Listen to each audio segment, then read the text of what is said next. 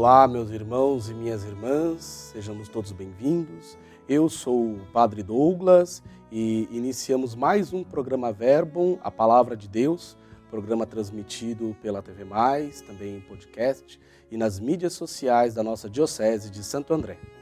Hoje, dia 12 de agosto de 2023, 18ª semana do Tempo Comum, vamos meditar o Evangelho de Mateus, capítulo 17, versículos 14 ao 20. O Senhor esteja convosco, Ele está no meio de nós. Naquele tempo, chegando Jesus e seus discípulos junto da multidão, um homem aproximou-se de Jesus, ajoelhou-se e disse: Senhor, tem piedade do meu filho. Ele é epilético e sofre ataques tão fortes que muitas vezes cai no fogo ou na água. Levei-o aos teus discípulos, mas eles não conseguiram curá-lo.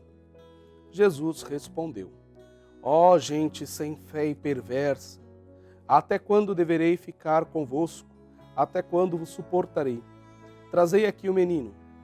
Então Jesus o ameaçou e o demônio saiu dele. Na mesma hora, o menino ficou curado.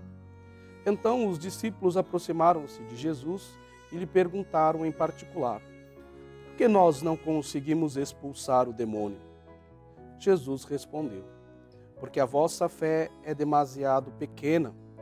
Em verdade vos digo, se vós tiverdes fé do tamanho de uma semente de mostarda, direis a esta montanha: vai daqui para lá, e ela irá, e nada vos será impossível. Palavra da salvação. Glória a vós, Senhor. Caros irmãos, hoje nós vemos Jesus diante de um dilema. Um homem chega a ele e pede a cura de seu filho, que os discípulos não conseguiram curá-lo. Jesus parece perder um pouco a paciência, a gente perversa e sem fé, até quando deverei ficar convosco. No Evangelho de Marcos, nós vemos esta mesma cena de uma forma um pouco mais dramatizada. O homem chega diante de Jesus e fala, pede a cura, né? E Jesus fala, tendes fé? Ele fala, tenho, mas aumenta a minha fé. Aqui no Evangelho de Mateus esta parte é omitida, mas o que acontece de fato é que a nossa fé precisa ser do tamanho daquilo que nós acreditamos. Jesus Cristo diz que se nós tivermos uma fé, mesmo que do tamanho de um grão de mostarda, nós poderemos realizar coisas inimagináveis. O impossível deixa de existir diante daquele que tem fé, mesmo que a fé seja pequena, como quando meditamos sobre a fé da mulher cananeia, que pede a cura da sua filha, que com humildade chega diante de Jesus e pede esta cura. Da mesma forma, esse homem com humildade chega diante de Jesus e pede pelo seu filho.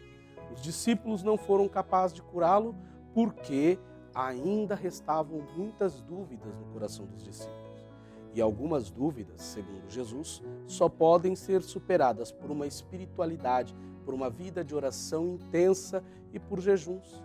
Nós precisamos então levar a nossa vida com naturalidade, vivendo a fé em Cristo de forma espontânea, buscando na nossa vida de oração, na nossa espiritualidade, a força que nos é necessária para enfrentar os desafios.